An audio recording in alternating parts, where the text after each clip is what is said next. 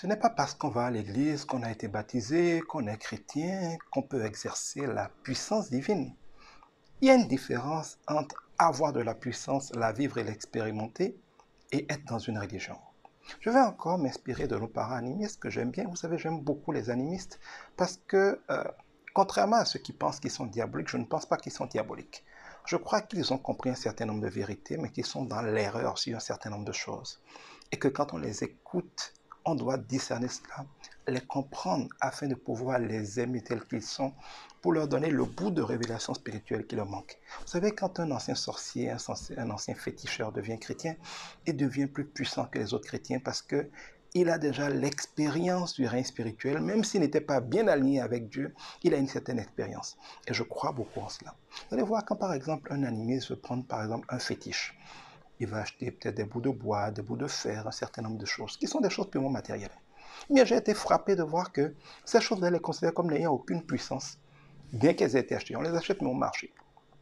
Mais quand on les assemble, elles n'ont toujours pas de puissance. Ils font une cérémonie qu'ils appellent littéralement une cérémonie pour appeler, pour recevoir l'esprit.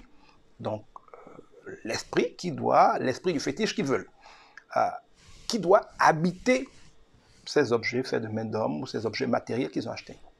Tant que la cérémonie qui a permis ou qui doit permettre d'attirer cette puissance-là dans les choses n'a pas été faite, ils considèrent que les choses ne sont que du matériel. Mais quand cette cérémonie a lieu, l'esprit a investi la chose, ce n'est plus une mode de terre, ça devient tel fétiche. Et il devient puissant. Mais quand cette cérémonie se fait et que la puissance est là, on donne à l'initié qui a ce fétiche un certain nombre de choses. On lui donnera les paroles incantatoires par lesquelles on active ce fétiche-là pour le voir travailler. Si tu fais par exemple un truc qui permet de disparaître en cas d'accident, et qu'on te donne l'incantation à prononcer en cas d'accident, et que tu l'oublies, en cas d'accident, tu vas mourir, quelle que soit la puissance de ton fétiche. C'est pareil à l'église. Il y a des paroles. La parole de Dieu est pleine de paroles. Et il y a un sens et il y a une puissance pour des choses. Les chrétiens ne connaissent pas la parole. Donc, ils ne peuvent pas activer le pouvoir de la parole dans les circonstances. Quand on donne ces fétiches-là aux gens, on leur donne aussi ce qu'on appelle son ton-lait, c'est-à-dire ses lois, ses commandements, ses interdits.